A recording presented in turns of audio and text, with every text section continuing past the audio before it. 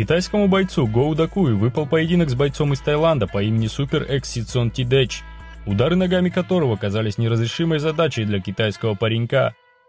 Ситсон Тидэч уверенно держал противника на дистанции и жестко пробивал ногами по корпусу.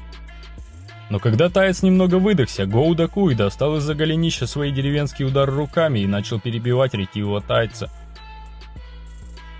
Удар справа, рефери кричит «стоп» и «на нахуй!» 2 нокаута за 1 поединок.